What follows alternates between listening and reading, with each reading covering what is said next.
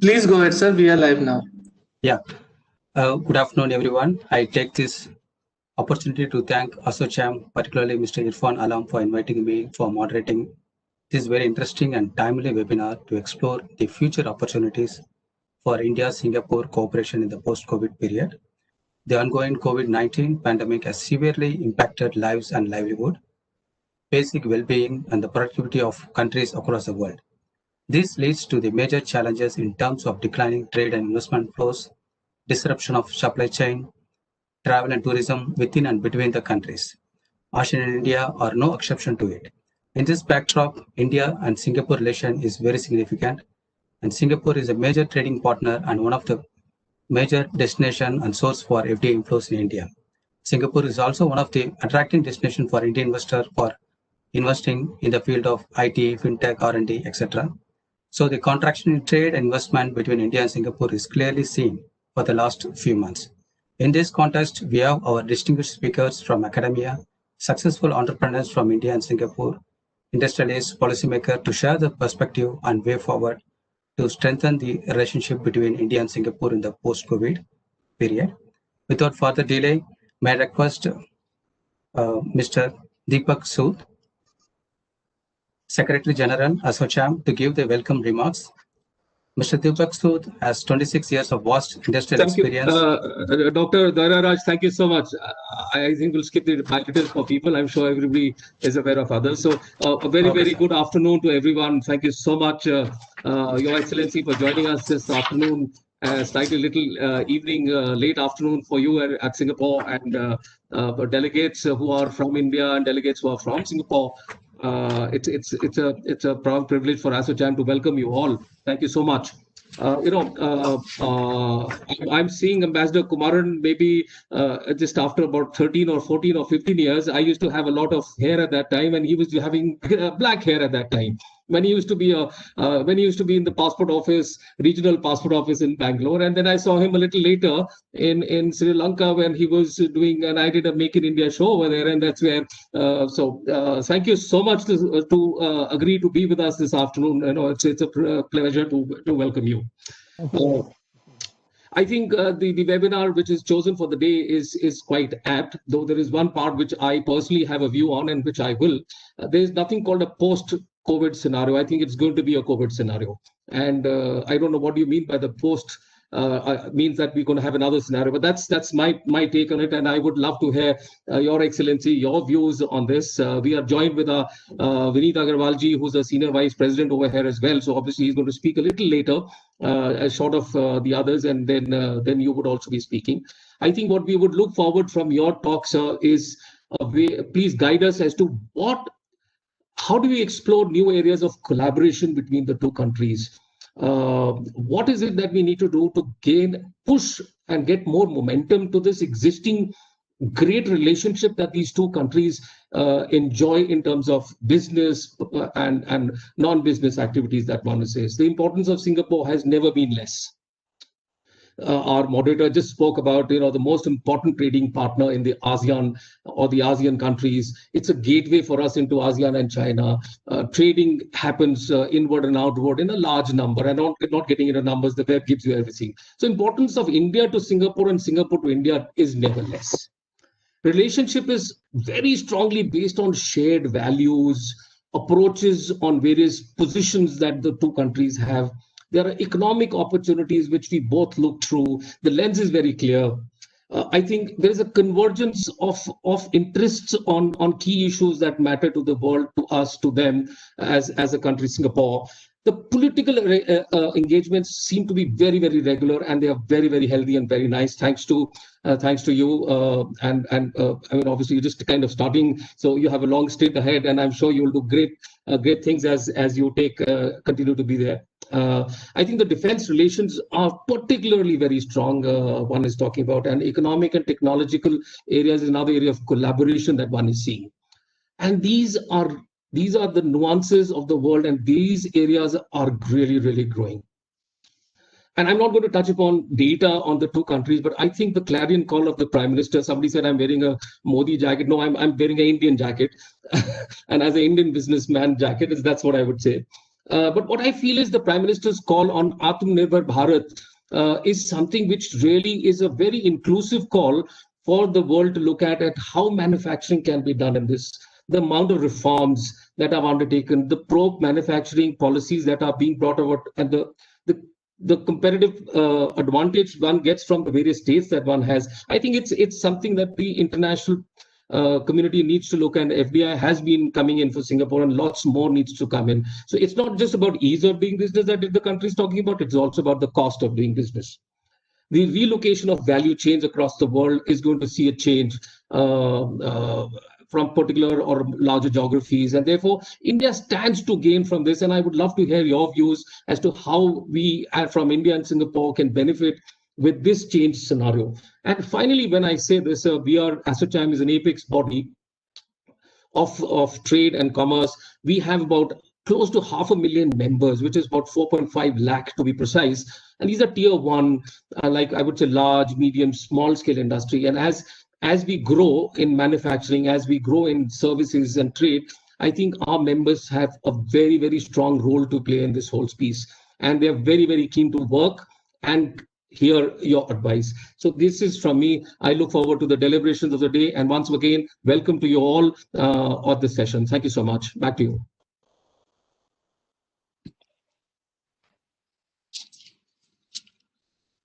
Okay. So may I invite Vineet Agrawalji to please address us. Thank you.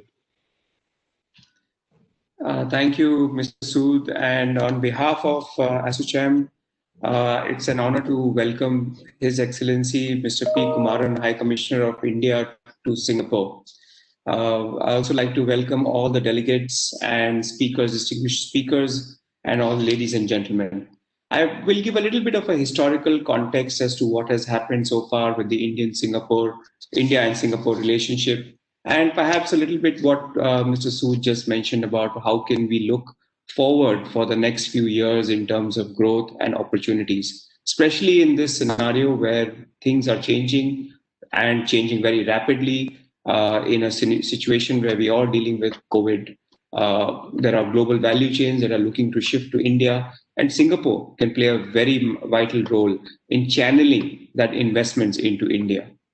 Of course, the Look East policy of 1992 moved to the Act East policy in 2014. And then with late Sushma Swaraj, who came and identified 5 areas of cooperation in the 5S plank: scaling up trade and investment, speeding up connectivity, smart cities, skill development, and state focus.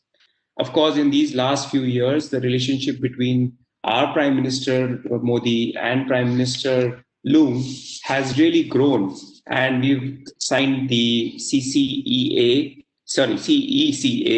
the Singapore Comprehensive Economic Cooperation Agreement, which has, of course, the components of free trade agreements, arrangement to boost trade and services, the financial services growth, a package to promote investment flows and mutual investment protection, and a new agreement to avoid double taxation.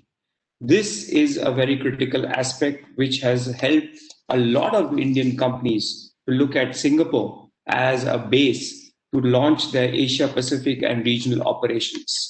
We as a company also looked at that a few years ago and had created investment arms in Singapore to invest not just into the ASEAN region, but also to the rest of the world.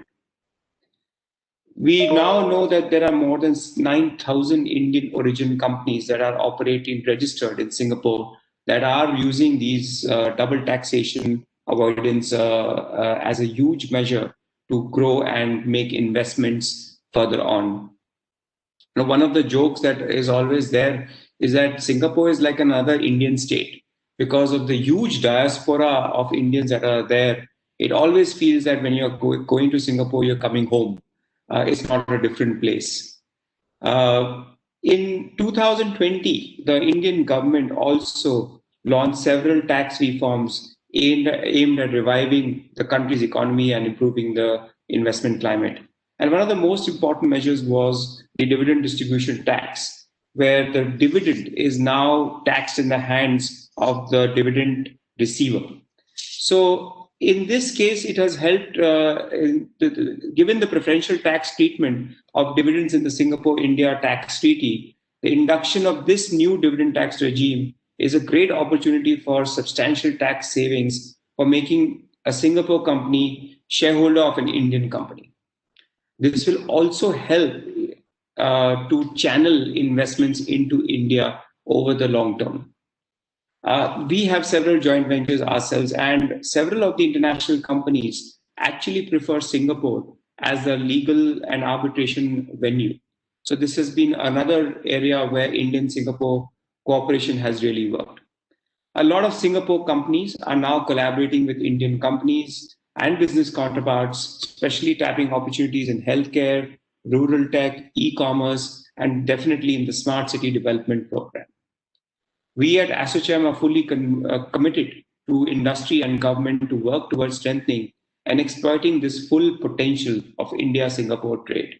I'm very confident that with this eminent panelists that we have, we can learn from each other, from the best practices, and definitely use this as a stepping stone to furthering the India-Singapore economic ties. Thank you so much, and over to you, Dr. Durairaj. You're on mute. Sorry. Thank you, Mr. Vineet Agarwal. As you briefly highlighted the role of ASSOCHAM in strengthening India-Singapore relationship, may I request Mr. Neeraj Bhagat, Director, NPC Advisors Private Limited, to give remarks. And also, given his vast experience in the field and also the knowledge of also for investors and their reactions towards the pandemic. Mr. Bhagat, what do you think about the investment directions and possibilities would be in the post-COVID-19? And what would be your advice to the Singapore investor for facilitating their investment in India? Over to Mr. Bhagat, sir. Thank you. Thank you, Mr. Durairaj, for the introduction. First of all, it's an honor to be part of this webinar and speaking the opportunities given by ASSOCHAM to speak at this webinar. So as already discussed with the previous speakers, there are a lot of opportunities between India and Singapore. And now I will discuss something about the opportunities for the Singapore companies that are looking to invest into India. Now, I'll just share some statistics between India and Singapore. Now, Singapore is the 8th largest source of investment in India and the largest among the ASEAN members. When you see the bilateral trade between India and Singapore during the fiscal year 17-18, there was almost a bilateral trade of $17 billion, which increased to $23 billion during the fiscal year 19-20. And during COVID also, when all the economies across the globe are facing problems, there was a bilateral trade of almost $7 billion during the first 5 months of the fiscal year 2020. And it is expected that before end of the fiscal year 2021, there could be a bilateral trade of around $27-28 billion. It's a good sign considering that COVID is also in place. Now I will discuss, throw some lights on the FDI statistics. With the fiscal year 19-20, the Singapore invested almost $14 billion into the India as an FDI. And during the fiscal year 2021, first 3 months, there was a FDI of almost $1.8 billion from Singapore. And you can see from right from after opening of the economy by the India and signing of a CISA agreement, the FDI is continuously increasing from Singapore to India. And it's a good sign, and it's a good sign and development for both the countries. Similarly, you'll be surprised that when the Indian issuers they issue their bonds outside India, 80% of the bonds are issued on and listed on the stock exchange in Singapore. That is because of the conducive business environment in both the countries.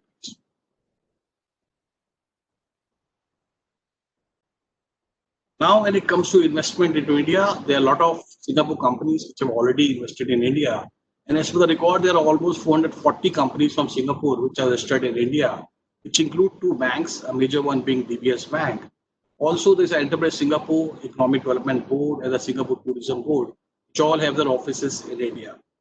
When it comes to air travel between Singapore and India, so almost all the 18 Indian cities have been connected by 8 airlines. There are almost 616 weekly flights by Indian and the Singapore Airlines. Similarly, the Singapore Airlines holds a joint venture with Tata Group. by the name of Vistara, wherein the 14% stake is held by the Singapore Airlines and the 51% is held by the Tata and the other companies. Now, India is pushing for an infrastructural opportunity, infrastructure push, and also Make in India. A lot of companies from across the globe, they are coming to India, investing into infrastructure. The Singapore companies are no exception to that. Just to name a few, the Temasek Holding, which is a Singapore government fund, has invested $400 million in National Infrastructure Fund of India in 2018. Similarly, the lot of Singapore companies are developing Amaravati, which is a new capital city of Andhra Pradesh. Just to give a brief background, Andhra Pradesh and Telangana were one state, and they were segregated into two separate states. And Hyderabad, which is our current capital of Telangana, used to be capital of Andhra Pradesh.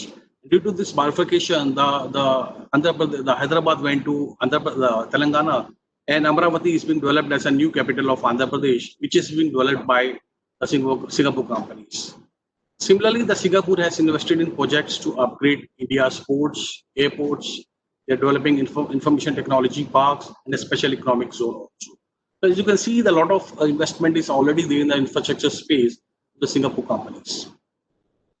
Tourism, India is the third largest source market for Singapore, and almost 1 million visitors visited Singapore during the fiscal year 2019, and the number is expected to grow post-COVID.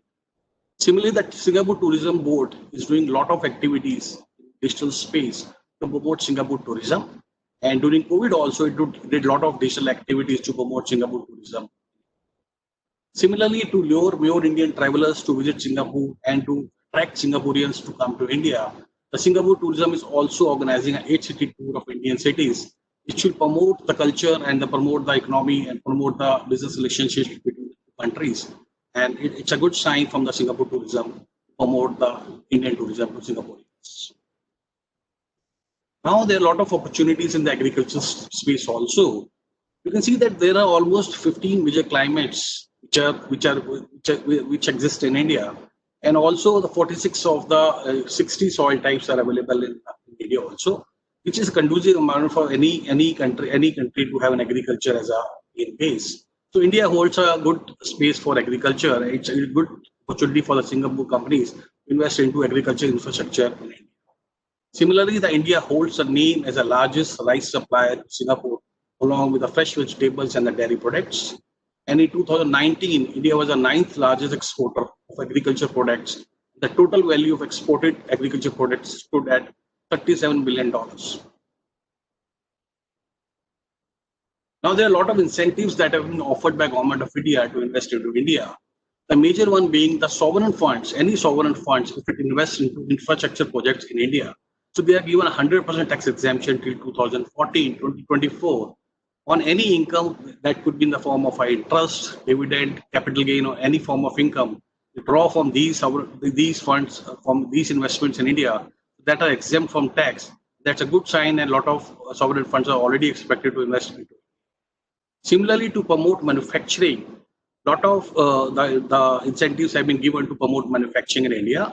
And in this way, in this direction, the Government of India has reduced the corporate tax to 15%. Instead of a normal 25% for the companies who start manufacturing, set up a base in India. Now, there are a lot of production-linked incentives also, which are available for foreign companies looking to set up a base in India for electronic components and semiconductors. Just to give a brief background, a lot of Chinese and the South Korean companies, they have set up mobile manufacturing plants in India. And slowly and steadily, India is becoming a mobile manufacturing hub, which caters to the Indian demand as well as the foreign export demand of the world economies.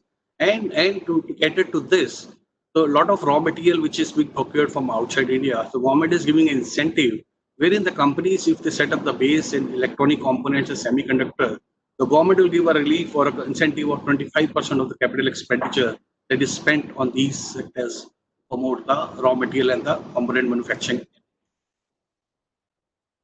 Similarly, there is a production-linked incentive scheme. Now, with a base year of 1920, 4 to 6% of incremental sales. So that 4 to 6% of the incentive is given on an incremental sales to promote the component and the electronic component and the semiconductor manufacturing in India. So that is also a good sign. And in a few years' time, India would be a mobile manufacturing hub to cater to the world demand. Also, the government is giving financial incentives for the infrastructure companies, which set up clusters for electronic manufacturing companies. Wherein that if the infrastructure is ready, electronic manufacturing companies they can come in, set up their bases in India, and then ultimately it gives an option for these companies to set up their base instead of putting their time and energy on setting up the infrastructure. So incentive is given to these infrastructure companies also to set up the infrastructure for electronic manufacturing clusters. So these are some of the incentives that are available to foreign investors in India. I would like to reiterate that besides the incentives that are given by Government of India, you should also look for while investing in India, you should see that the huge consumer market in India, a young population, and the educated class, and there's a lot of digital push also from Government of India as well as private companies, which is increasing the internet users, and that's how it's going to build the economy in the years to come. That is from my side, and I will say that thank you and thanks for the time. Happy investing in it. Thank you. Mr. Neeraj for covering various potential sectors for trade and investment and also government intervention in terms of providing incentives to promote trade in India. So now may I request Dr. Amitendu Palit, Senior Research Fellow and Research Lead, Trade and Economics at the Institute of South Asian Studies, National University of Singapore, to give his remarks. Given his academic experience in terms of research, and he also contributed several publications on various issues. I like to ask a few questions which is raised by the participants. What are the share of, given the share of Singapore FDI in India, which is highest among all countries, what are the positive factors that have led to the rise in FDI from Singapore? And how do you assess the future of India-Singapore trade investment in the post-COVID-19 period? Over to you, sir.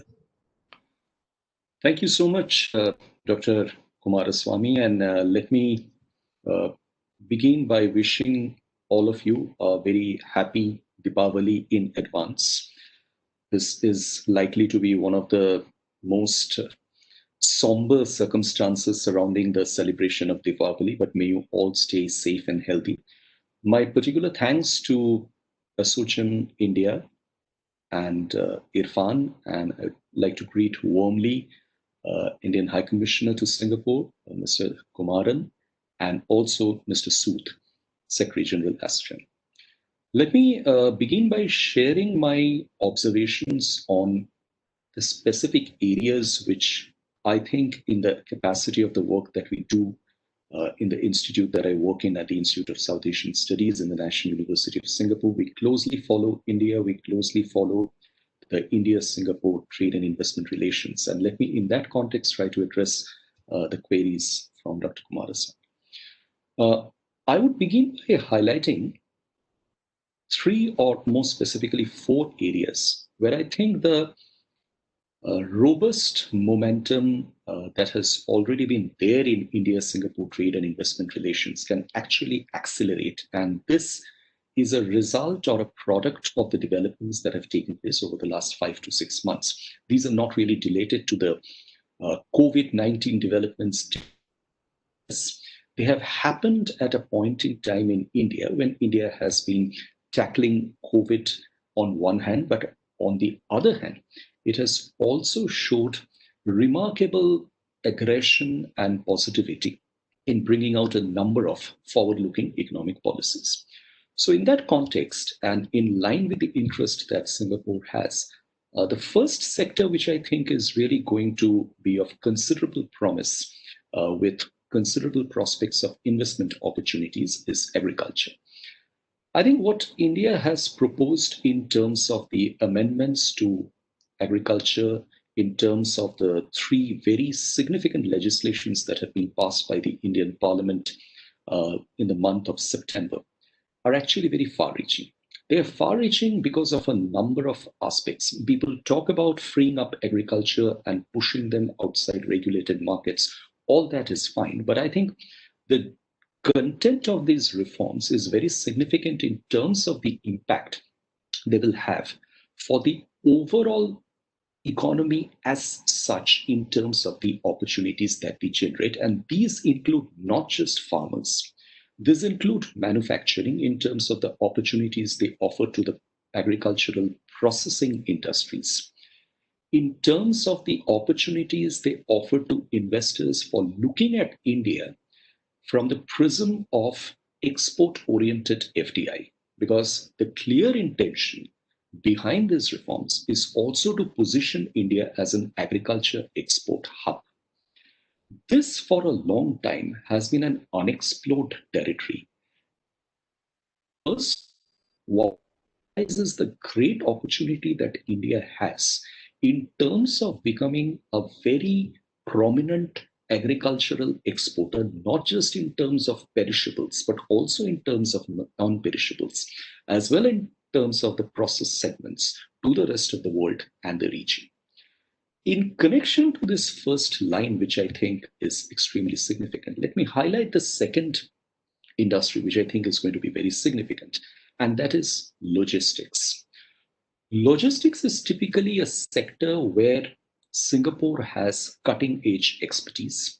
This is not just limited to the area of infrastructure building in terms of physical infrastructure, but Singapore has established proficiencies when it comes to cold storage, supply chain logistics, particularly in the areas of warehousing and so on and so forth. And when one looks at it in the combination of the reforms that have been announced in the space of agriculture, and the fact that Singapore can very specifically look at India as a country from where investments can cater not just to exports in the region, back in the Asia Pacific, but also to other third country markets, primarily in the neighboring South Asia and maybe further onwards to the Middle East, it becomes enormously interesting to visualize this entire prospect as a greatly appealing prospect for investment in agriculture associated logistics, which really is going to build the back end of the supply chain fast. Let me now also move on to a third sector, which I think is extremely interesting, and again, where the synergies between India and Singapore are quite complementary. One of the lessons that have come out of the COVID learning is that there has been an explosion of opportunities in the online space. And there is a clear realization that when supply chains are concerned, and I'm sure my friend Venkat will reflect on this later in his remarks, there is this clear understanding that greater digitalization at the top end of the supply chains is going to make them more resilient and more predictable as we go ahead. But along with digitalization, in a country like India, there has also been the experiencing of a large number of other opportunities, essentially in the area of e-learning. I belong to the higher education industry, and we have experienced these sectors where we do see considerable opportunities coming when it comes to the online engagement space, particularly in terms of education opportunities. So there is a possibility of skills being exchanged through this medium. This can be taken forward constructively. And my very last point in this regard will again be the excellent opportunities that we get to see emerging in the digital space in the area of telemedicine. In the area of telemedicine, it is Indian and Singapore agencies to come together and combine their energies, particularly at a time when India is expected to become the largest producer of vaccines in tackling the COVID-19 pandemic. And a combination of telemedicine capacities plus vaccine distribution can actually make the India-Singapore combination a winning combination. Thank you so much.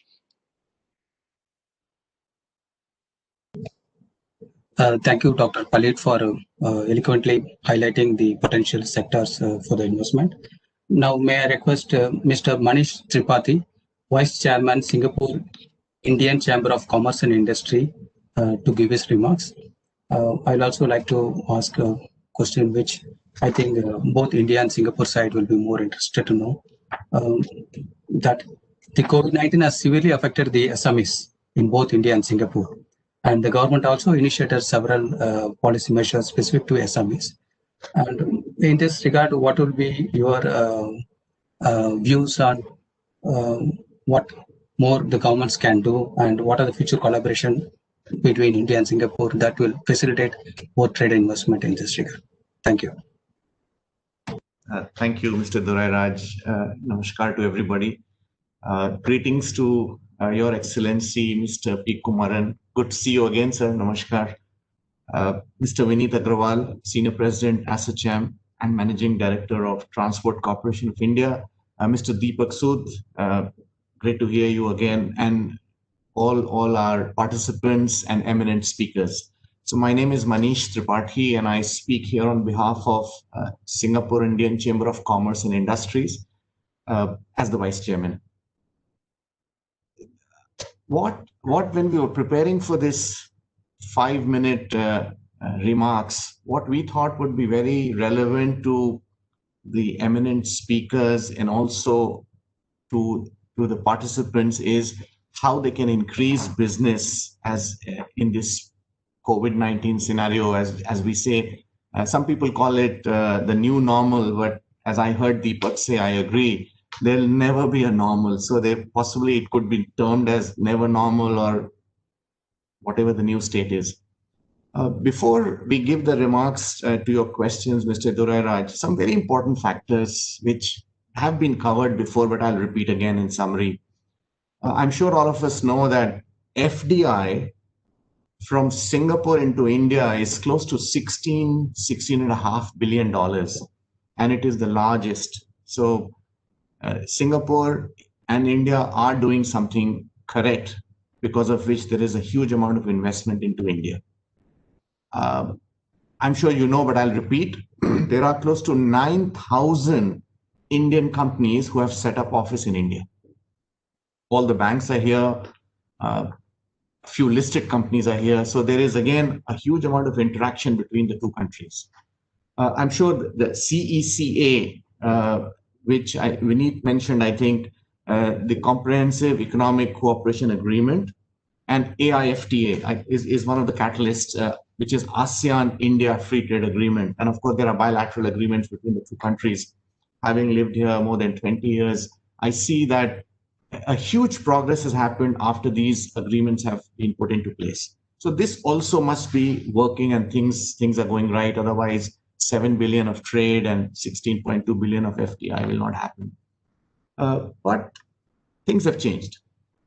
These 9,000 companies, as everywhere else in the world, we being a chamber, again, I must give you the background. There are 4 major chambers. We call them TSEs. We are the Singapore Indian Chamber of Commerce, which looks after Singaporean Indian businesses and their interest into India and Southeast Asia and other parts of the world.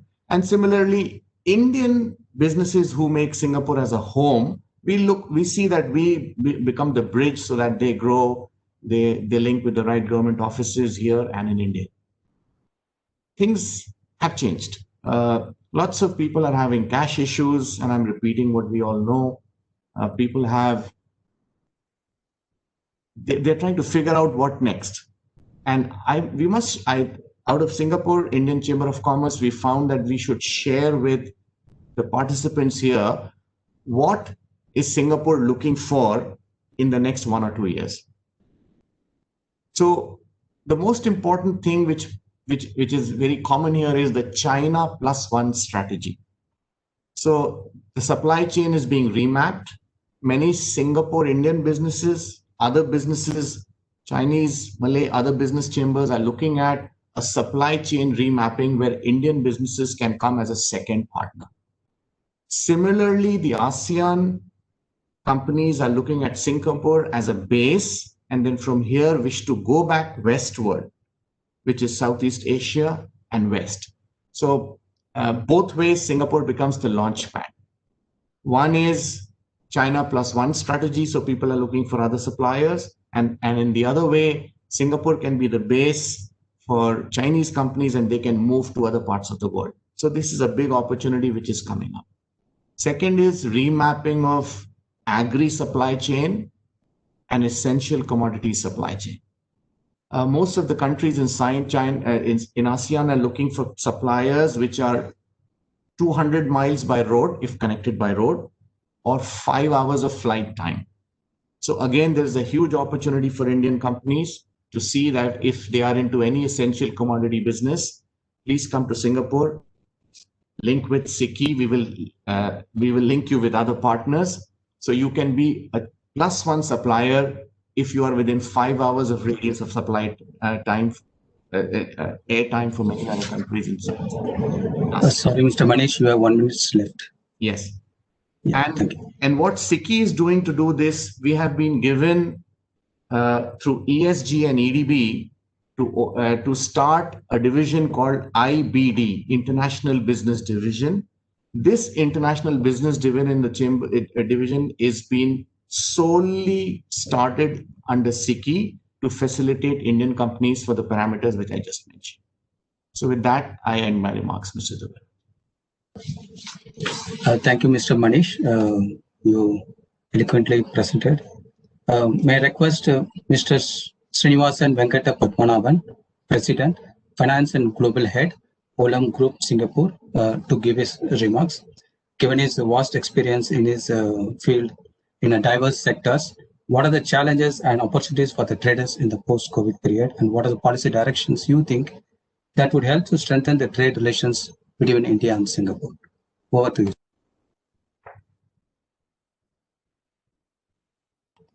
Please unmute, sir. Sorry. Very good afternoon. Thank you so much, Suriraj. I think it's wonderful intro. Great to see our High Commissioner, His Excellency Mr. Kumaran, Namaste sir, Mr. Deepak Sood, and all the eminent speakers here and also participants. Yeah, the very important sector which you talked about, agriculture, because we are from that industry. So let me just briefly touch about who we are. We started in about 30 years back, very small company, and a lot of connection with India. In 1994, I started as second employee in Indian operation. Today, we are in about 65 countries plus, $30 billion turnover, 70,000 employees. We touch about 5.5 million farmers on the ground, dealing in 44 agri commodities. And we are the largest corporate farmer in the world.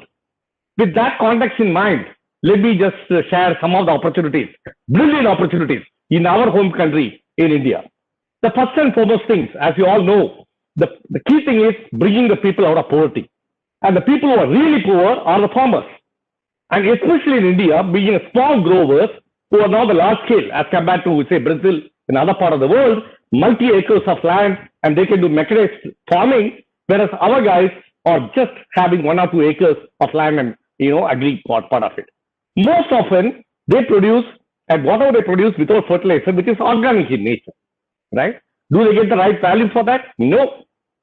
The difference between the yield, which is happening in the developed world, like in Australia or US, you compare beet cotton, beet wheat, beet rice, any product you take, huge disparity. One, of course, because of small growing. So the second is the varieties and the wastages which are getting happening. Huge opportunities. The difference between what the farmer is producing and what comes to your food table. You'll bet in the loss is on an average varying between 50 to 60%. That means the supply chain inefficiencies. Earlier, my colleagues have talked about not having the right storage, not having the right way of transporting, and not able to get the right price. There are so many middlemen in between. Thanks to the government today, the new policy change, dramatic policy change, the bold decision taken can dramatically change the income inequality of the farmers in bigger way.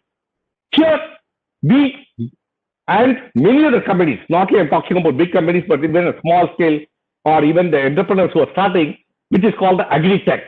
The technology is transforming the need of connecting the small growers to the big without any big investments needed.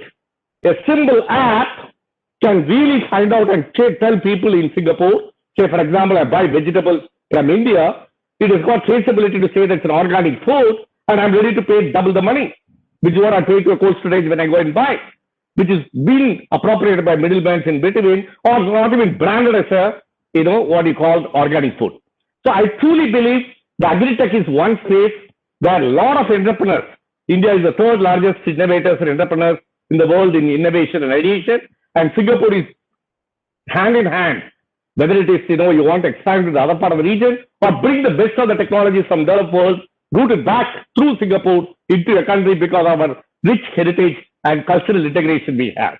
So Agritech is one, removing the wastages of what we can do, which is storage and supply chain efficiencies, which we can dramatically improve. Third is getting the fair price for the farmers, how we can, help the process to happen. Again, technology can do a lot of things. Yield improvement in terms of how they can educating the farmers. Again, somebody talked about e-learning. Today, every farmer has got a smartphone, and hence we can reach out to him. So, for example, in India, we have just created a small, app. They can show it in the leaf of the plant. It will tell you what kind of virus or what kind of problem that plant is having and what fertilizer to put. Such a simple thing, free of cost. We are touching more than 3,000 people in Andhra as a trial version. We are doing it. So huge opportunities in that form. And allied to that, the very important aspect will be in terms of how we can add value. The simple raw material export, which is what we do predominantly today, as compared to if we just convert the value, like take an example of raw cashew nut, converting into a the white cashew which we eat, the value appropriation, the value multiple for a farmer is about 4 or 5 times, right? That's the value proposition is there. So Singapore has got a huge role to play as far as that activity is concerned in terms of what we can do. The last part I want to touch upon is called sustainability. We have water scarce, natural resources are very scarce. How do we use, we believe in Mother Nature to come and support our small growers, how they can use in a very nice scientific way that to the extent what is required, how to harvest the water naturally. Again, Singapore can do a wonderful job by bringing some of the technologies which are available in Italy and Israel and other part of the world, we can channelize back into India. I'm very happy in the last 26 years when I started the operation to now, the way in which the policies have changed. Kudos to the government. I'm really very thankful that it is helping the industry, especially the GST, a lot. Thank you. Thank you, Mr. Venkat. You actually explored the potential opportunities in India for the Singapore investors. May I move on to Mr. Manish Goenka, Vice President and Head of ASEAN Tech Mahindra, to give his remarks, given his expertise in the IT field, where both India and Singapore are major service traders, and as well bilateral FTA between India and Singapore are majorly in the service sector in the field of IT, fintech, and so on. So in this context, given the digital adaptation and transformation, how do you see the future of services trade investment between India and Singapore, particularly in the post-COVID? Thank you, Dr. Duraraj, and greetings to Your Excellency, Mr. Kumaran, and all fellow speakers and ladies and gentlemen. I'm really pleased to be part of this discussion. I think a lot of speakers before me have talked a lot about Singapore-India trade, data points, the scale and size of the whole partnership, etc. And I'm also happy that most of the points that I wanted to make have been made somewhere or the other, because that tells me how important technology is to every field, whether it's agri-tech or trading or you talk about it, right? So we, from a technology angle, makes it happy that everybody is now talking about technology. But before I went to 2 points that I want to address is why should some Indian IT come to Singapore and where the opportunity is for them. Before I go there, I just want to give you a little background. I came to Singapore approximately 28 years ago as a young IT professional. And once I landed, I just could not move from this place, because this place has an attraction and provides opportunities to companies and individuals that is really unbelievable. Stable, secure environment for business, for families, for society, etc. So that is what holds, and that is what gives the opportunity for people. Tech Mahindra as an organization has been in Singapore for over 22 years now. And we focus a lot on government sector, telecom, banking, logistics, and various other industries providing services and solutions. The question is, in ICT space, other than the fact that Singapore is one of the most stable, secure, political, economic, financial, and infrastructure perspective of society, what else is there that provides that impetus for Indian companies to invest into Singapore or come to Singapore and from there grow into the region? I think some of the answers also lie in the way Singapore has created the ecosystem of government agencies that are encouraging innovation, that are providing the right environment for startup and other technology companies to do new things in a much quicker, non-red tape centric environment. For example, if you look at Monetary Authority or you look at IMDA, you look at Enterprise Singapore, EDB, the kind of environment they create, the sandbox type of environment that they provide for startup ecosystem and academia to come together and create solutions, test them quickly, fail quickly, succeed quickly, and then go on there to, while Singapore itself, we know is not a big market for a lot of companies. 6 million people, we are, how big we are in market perspective. But what it gives an environment to people is to come here, invest in their ideas, test their ideas, and then take it out from Singapore into the region, ASEAN region, Asia Pac, or even back to India. So in that perspective, if you look at programs like Global Innovation Alliance, which is run by Singapore government, provides opportunity for Singapore companies to go into other ecosystems, but at the same time, connect Singapore startup ecosystem to other startup ecosystem. India today has roughly 50,000 startups, 2 to 3 startups get started every day. Singapore has 55,000 startups for the size that it is. So you can imagine the kind of investment and the effort that is going on, the opportunities that you can get as an IT company within Singapore.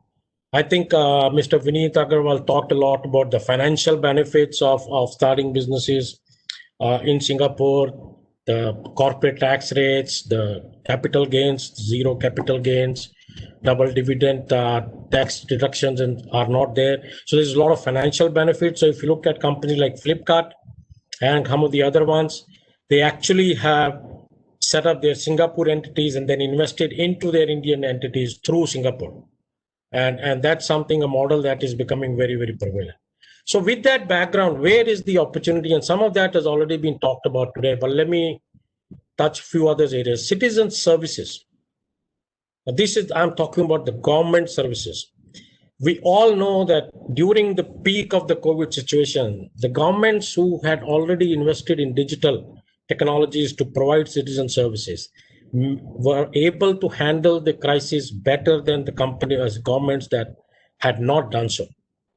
And that is an area where we see a lot of investment happening on an ongoing basis, be it Malaysia, be it Vietnam, and Singapore is the leader in that. So if you can get some citizen services solution working in Singapore, you can be very sure that all the demands of other regions you can meet. I think health tech, Dr. Amatendu talked about health tech. Telehealth is one area for sure. Drug discovery, the kind of ecosystem that we have in Singapore now in that space is world class. So a lot of health tech companies from India have a very good opportunity to come. Dr. Amatendu also talked about edutech. I'm talking about the technology part of making education available through technology to masses in a digital environment. Of course, the content and the everything else is another opportunity around edutech. The most common one that everybody talks about, and we have seen the impact of that, is digital banking. That opportunity is absolutely immense. And again, coming to the same point, that the banks who were already invested in digitalizing their services were able to handle the situation much better during the crisis than the others. And we are seeing, as an IT company, I can tell you, we are seeing huge amount of investment happening in digitalization of all banking services. Sorry for the interruption, Mr. Manish. You have 1 minute left. Yeah, so with that, I think the opportunities are very clear.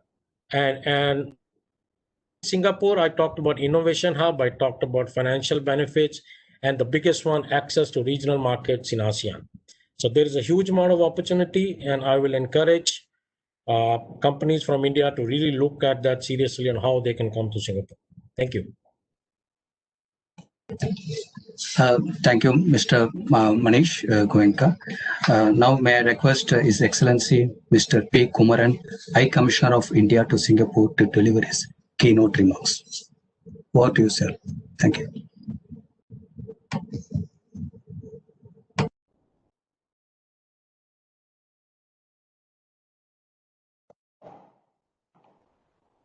I just wanted to confirm if my voice is coming through, please. Yes, you're audible. Thank you so much. All right, thank you. Good afternoon, everyone. Mr. Deepak Sood, Secretary General ASSOCHAM, other dignitaries, fellow panelists, it's really a pleasure to join you today to speak about the opportunities for India-Singapore cooperation post-COVID-19 and in general. I wish to thank ASSOCHAM for the opportunity to speak in today's webinar. A number of the points that I wanted to make have already been made, but I'll try and avoid repetition as much as possible and try and add any value that might be in addition to the points that have been made by previous speakers. By way of context setting and some background, we have an excellent broad-based and multifaceted partnership with Singapore. There are a vast number of political agreements, economic and trade cooperation agreements, trade facilitation agreements between India and Singapore that set the institutional framework for our partnership. Our political leadership is very closely aligned in its thinking. We work closely in various international fora, and we strongly believe in a rules-based international order. This clearly opens up a lot of possibilities for us to work together, considering that we have a common commitment to stability and security for all in the region, including in the area of maritime security and unimpeded trade flows through international waterways.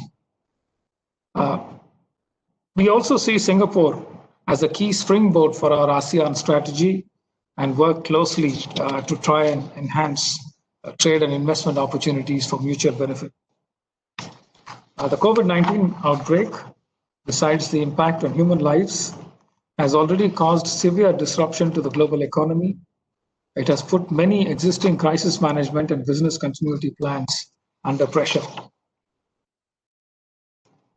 In a few more days, we will soon be completing 10 months of fighting the COVID-19 virus. The number of new cases and deaths are in a declining phase in India. With over 2,000 labs and a huge improvement in the production of masks and PPE and testing equipment, we are in a much better position today than when we started out at the beginning of the COVID-19 crisis. However, there are still challenges that remain, given that the festival season is upon us, and the fact that winter is approaching with all its difficulties that happen every year. We continue to have a significant amount of threats that face us in the coming months. Businesses in India and Singapore are struggling to find ways to ensure business continuity through cutting costs, leveraging COVID-19 relief and support measures introduced by the governments on both sides, and also simultaneously responding to new disruptions and changing situations that various businesses have used to cope with the current situation. With that as the background, I was thinking of trying to identify some opportunities for collaboration between India and Singapore. I'm increasingly convinced that fintech is fast emerging as an opportunity between India and Singapore. During the visit of our Prime Minister to Singapore in 2018, one of the things that we did was to open up the possibility of using RuPay cards in the Singaporean market with Singaporean vendors. We are progressing well on that. There are still a few more loose ends to be tied up, but it is fast moving in the direction of a satisfactory conclusion, and we are hopeful that we'll get it at a concluding point in the coming weeks, if not a month or so. We are also talking about developing the India stack and the backbone that uses the UPI and Veeam apps to be expanded onto an Asian platform in the nature of an Asia stack, or if possible to build it further and to develop it as a global stack. MAS and counterparts in India are in discussions on that. At some point, if we can take that forward, that will also be a promising project for us to work together. There was mention made several times about the opportunities for startups. I think Dr. Palith had mentioned this. There are many areas where startups have very promising opportunities. EdTech was a possibility that was mentioned. It is indeed a very promising area for collaboration. We're talking about telemedicine, health and wellness. Again, this is an area that is coming up with promising possibilities. Software as a service, cloud computing, another emerging area. Singapore is very keen to partner with India to set up data centers. Although the way international cable lines run through Singapore makes Singapore a very advantageously placed location for setting up data centers. The fact that there is a limited availability of land makes it more complicated, and therefore there is increasing interest for Singapore to work with India to set up data centers, considering the large number of trained personnel available for data center management, and also the fact that land availability is not a problem, and the availability of submarine cables between India and Singapore. So this is another emerging area. Cyber security, there are common concerns for India and Singapore and many other countries in the region. Singapore's expertise in cybersecurity, along with the large number of professionals available in India, can be used to develop enhanced capabilities in cybersecurity, which can be profitable to both sides. It is an area where some kind of collaboration is possible. We are also talking about greater collaboration in pharmaceuticals and vaccine development. Pharmaceuticals, both of these, in fact, are particularly relevant to today's context with the COVID-19 virus on the rampage, and the efforts in various countries to develop both a therapeutic solution to this and also various candidates under trial for vaccines. The important point to note here is that irrespective of which vaccine completes phase 3 trials and gets approved for vaccination, India, given its huge capacities in mass production of vaccines, will continue to be a very attractive option as a partner for mass production of vaccines. This is something that Singapore is aware of, as indeed many other countries are. We also have a stated commitment to help a large number of our partner countries, including Singapore, in terms of making vaccines available on a mass scale for their populations. So both in terms of pharmaceuticals and vaccines, there are a large number of opportunities to work together. And this is a promising area where both countries can work together. Singapore, as was pointed out by an earlier speaker, has excellent technologies and capacities in water management.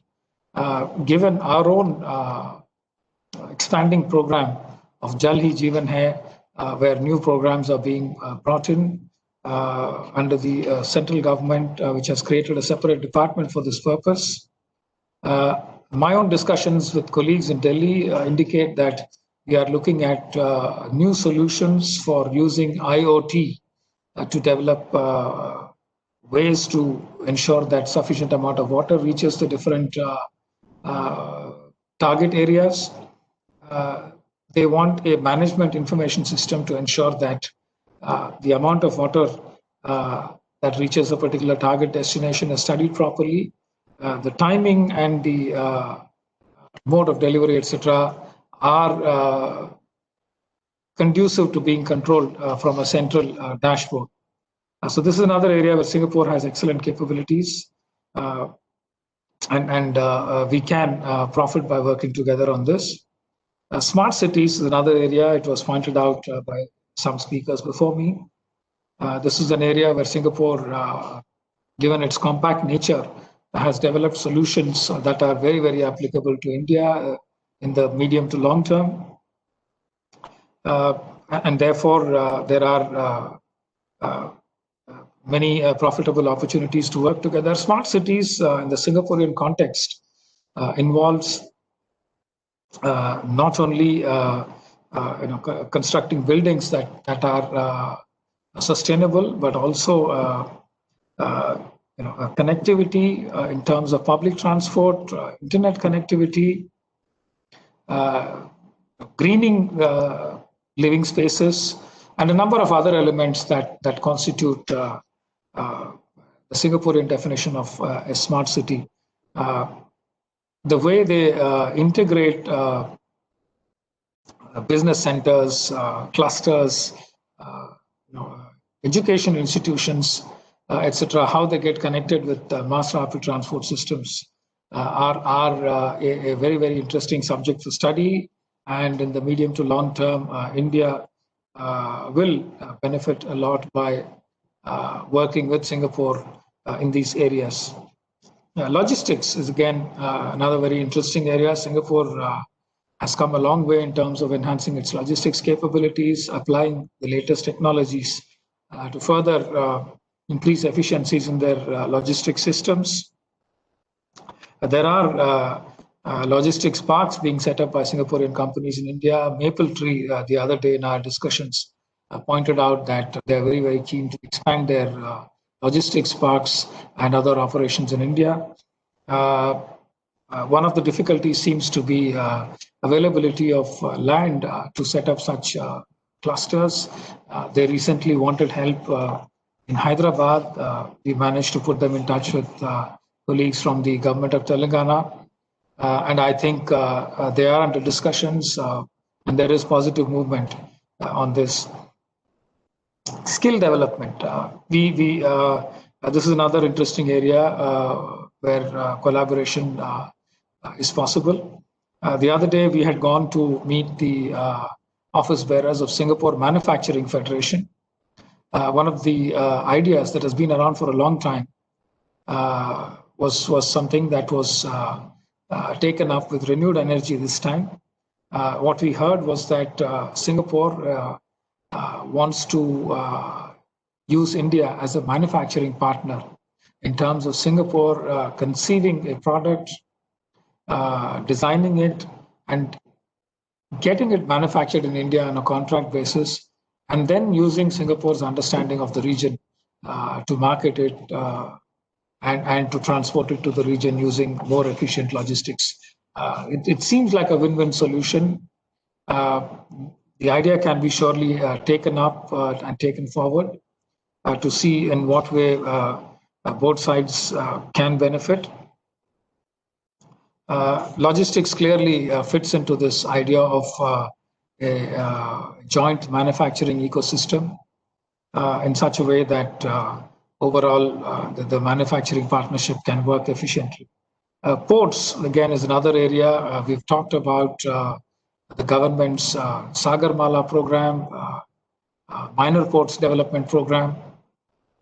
All this requires huge amounts of investment, technologies that help connect much better to the hinterlands, and also linking them with multimodal transport systems in such a way that whatever is manufactured in India is efficiently taken out so as to link well with supply chains in the region and beyond. Again, this is an area where Singapore PSA, for example, is very, very keen to expand its operations in India. India, as you all know, has also opened up the MRO space, maintenance, repair, and overhauling space for investment. There have been new tax reforms that have been proposed there in terms of facilitating investments. We understand that SIA, Singapore, the original engineering arm of Singapore Airlines, SIA Engineering Division, which is now a separate company, they are interested in setting up MRO facilities in India because they have contracts with a number of clients, including airlines and others, and they find it more and more difficult in terms of commitments to service all their clients from Singapore. And therefore, they would like to set up a few more MRO facilities in India if efficiencies can be achieved to the extent possible. So this is another area that in my recent months here, I have identified as a potential area for collaboration. Green energy and electrical vehicles. These are again areas that are emerging. Singapore continues to invest in India in the area of green energy, wind energy, and given our own very ambitious targets for enhancement of solar and wind energy production, these are areas where we can collaborate efficiently. Smart pharmaceuticals is another area. Singapore is big time into Industry 4.0 initiatives. We visited some educational institutes, NTU and Nanyang Polytechnic Institute. The kind of collaborations we saw with industry are very, very impressive. Smart pharmaceuticals involves developing pharmaceutical solutions where the amount can be controlled, the timing of delivery can be controlled, etc., using the latest technology, IoT techniques, sensors, timing devices, etc. Smart medical devices is another area. The awareness in these areas and the need for creating capacities in these areas has also increased in view of the ongoing pandemic. These are all areas where we can work together. There is also a sense in India that Singapore is a suitable partner for joint production of defense equipment. We've not been able to achieve much progress in this area until date, but I think this is an area that is on the horizon for the future. Hopefully, we can try and get something going on this. There are some difficulties also that we hear about from time to time. The Amaravati disappointment continues to rankle on the Singaporean side. The fact that there was a lot of political capital placed on this, and the fact that it finally did not work out the way it was planned to, is something still colleagues in the Ministry of Trade and Industry talk about. But it is now understood that there is nothing much that can be done to go back in time. But my own understanding is that the way to move forward is to find other opportunities to work together to ensure that there is some consistency and predictability about the business environment in India. And therefore, I'm also trying to talk to colleagues in Andhra Pradesh to try and identify other areas where both sides can continue to have a dialogue and identify opportunities for collaboration. We do hear about difficulties such as higher hedging costs in India, given the depreciation of the rupee to the tune of about 6.5% per annum. This is something that businesses find their own ways to deal with. I've heard about this in my previous posting also in Qatar. Sovereign wealth funds often talk about difficulties in able to accurately predict their rates of return, which are made difficult due to the continuous depreciation of the Indian rupee. Taxation issues, I think there was mention of dividend distribution taxes and withholding taxes. Yes, in some cases, this double taxation of profits earned in India have been eliminated. But I recently saw a representation from an insurance fund where they said the benefits available to sovereign wealth funds and pension funds are not available to other kinds of investors. Perhaps this is something to think about, whether there is any other criteria on the basis of which such benefits can be worked out, or whether it is worthwhile to create this distinction on the basis of the purpose for which the fund is set up. We also need to perhaps look at our industry and the government evolving strategies specifically tailored for Southeast Asia, considering that we had very pointed concerns relating to our inability to join RCEP. Singaporeans continue to remind us that they were disappointed that India was unable to join RCEP. We had our own concerns, perfectly valid from our point of view. But perhaps it is time to try and identify areas where the differences can be narrowed, and our own competitiveness as a manufacturing country can be improved, so that we are better prepared in the future to position ourselves well to sign agreements in the future. Mr. Manish pointed out that there are over 8,000 Indian companies registered in Singapore, 6 PSUs, 9 banks, India Tourism, CII, FICCI, Air India.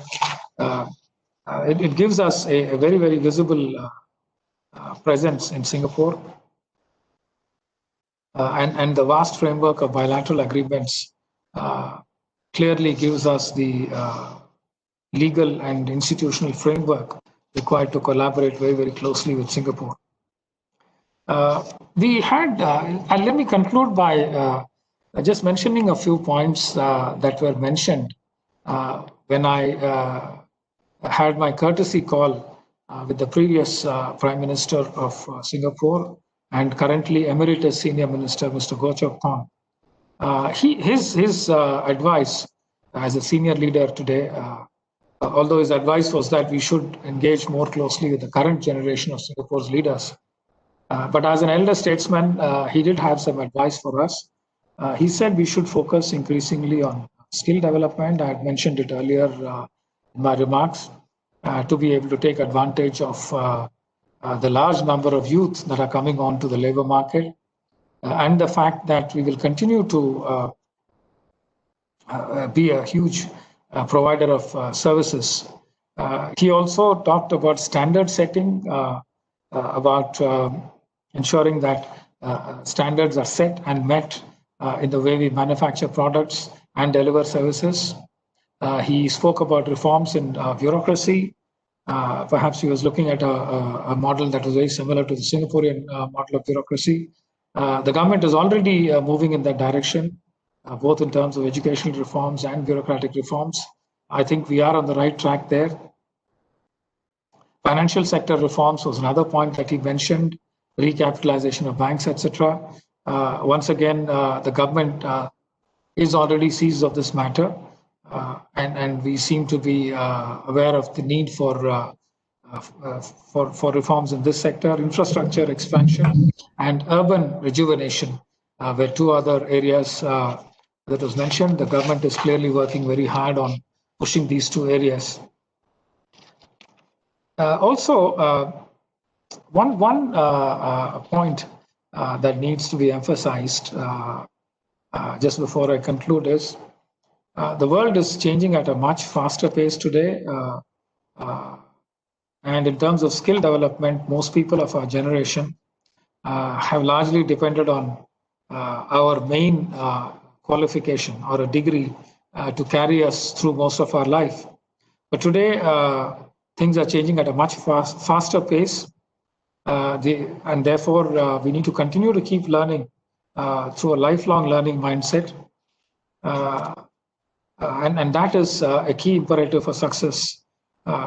This is something that is important. Our skill development systems, our career development systems, etc., need to keep this in mind and ensure that our youth are provided the necessary critical thinking skills, problem-solving skills, collaboration skills, and the multicultural mindset and social intelligence that are required to make them successful in the coming years. Thank you very much again. Let me conclude with this.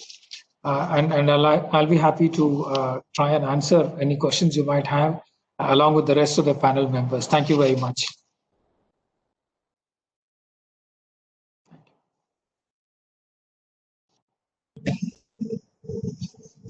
Thank you, His Excellency, for highlighting the emerging areas of for collaboration between India and Singapore. Also highlighted the potential challenges given the global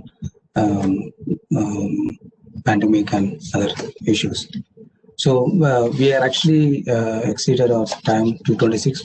There are a few questions which I would like to ask to His Excellency, which raised by the participants in the Q&A. The first question is, what role embassy can play in facilitating starting a business in Singapore? What you said. Yeah, thank you very much.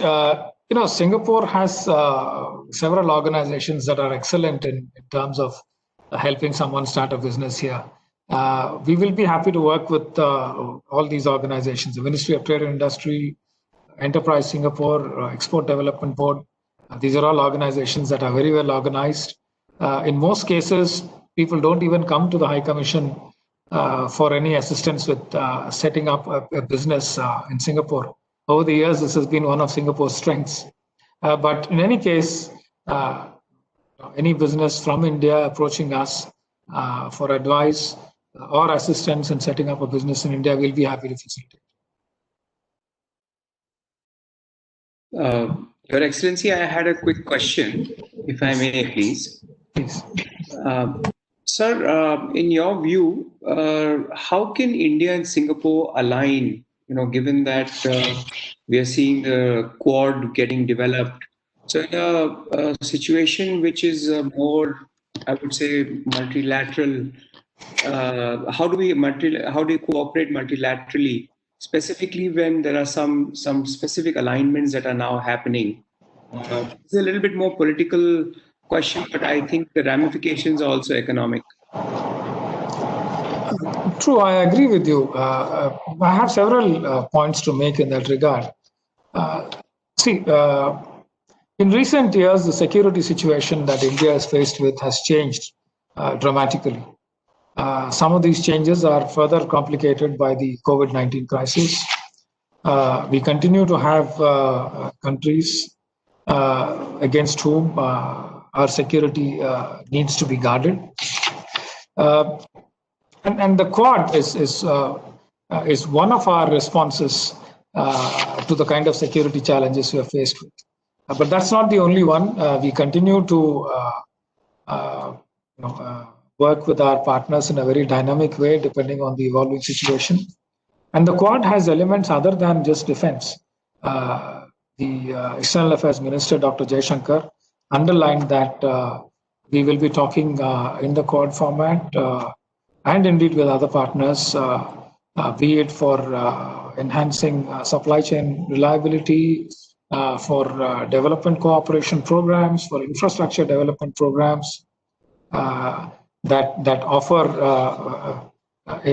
better mechanisms for financing infrastructure development, connectivity initiatives, etc., in the region and beyond, and so on.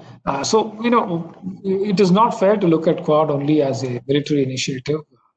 It is something that is a group of like-minded countries which share similar values and which have common interests. So it's not necessary that it should be viewed only as a defense initiative.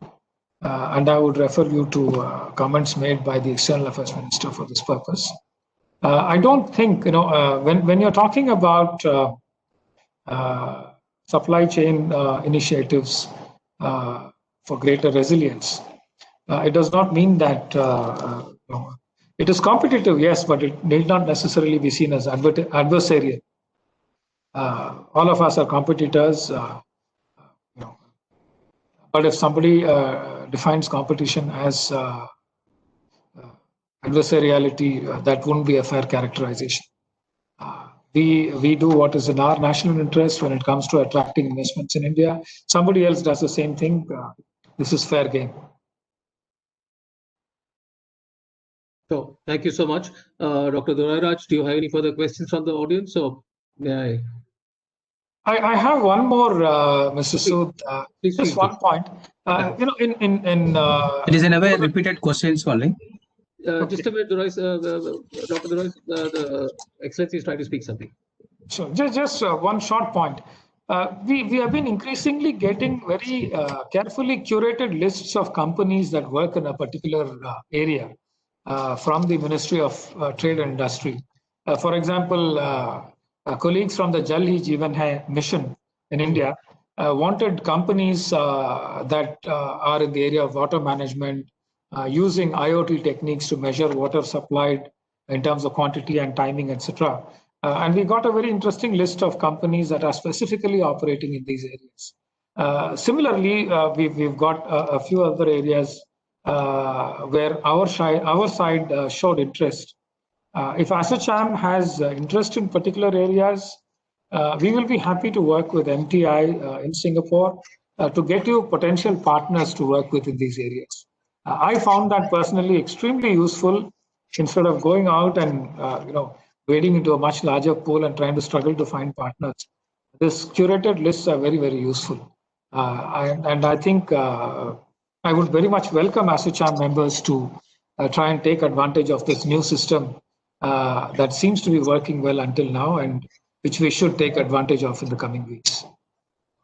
Thank you very much for that comment. Actually, that was my question, that where do you see us and what do you want us? And therefore, you really preempted that and answered that for me. So we will share this information with our members, and I'm sure there's a lot of interest in this, the whole economic piece. And like I said, there are smaller and medium scale industries, which is the mid-strand as per the German nomenclature that one is trying to talk about. And they are the ones who are actually going to be the next big ones, or the suppliers and vendors into the tier 2, tier 3 suppliers to most of the people in the globe. So they are where the pipeline needs to be, and whether it is a vendor that needs to be trained or a skill needs to be given to his employee, I think that's the sum total. And we are very happily working with most of our members on this, and we see this as a very large scope going forward. Thank you so much for your time. What you've done to us is you've really shown us a lot of sectors, and I'm sure the members of ASSOCHAM and the others who are on this webinar and who are seeing this live or are going to watch the recordings later do get a sense as to which are the sectors that actually are the ones one is looking at. Digitization is not an option. I think that's the truth, and everybody has to, like what Manish just said, he's so happily sitting and smiling that whether it is agri or whether it is logistics, everybody works on a platform. And what COVID has shown to us is, in India, we adopted work from home in about 60 days. ASSOCHAM was shut for about 30 days, but in 30 days, we are up and about. And there is not a blink of an eye that we feel that, we are not working out of an office. Actually, we are more efficient. And I'm sure most of the companies are. There are a lot of businesses which obviously can't, and they have to step out. I see a lot of festivities happening, and how can I not but wish everybody a very, very safe, happy, prosperous, happening Diwali across India and across Singapore. Thank you so much for all of you for joining this, and thank you TCI and thank you NBC advisors for being the partners for this session. And last but not the least, our moderator, Dr. Dorai Raj, I think you did a wonderful job. Thank you so much. And all the delegates, all the people on the webinar, we sign out from here. Thank you, Your Excellency, for your time. Thank you, and happy Diwali Thank you for to this all. time. Namaskar. Thank you, sir.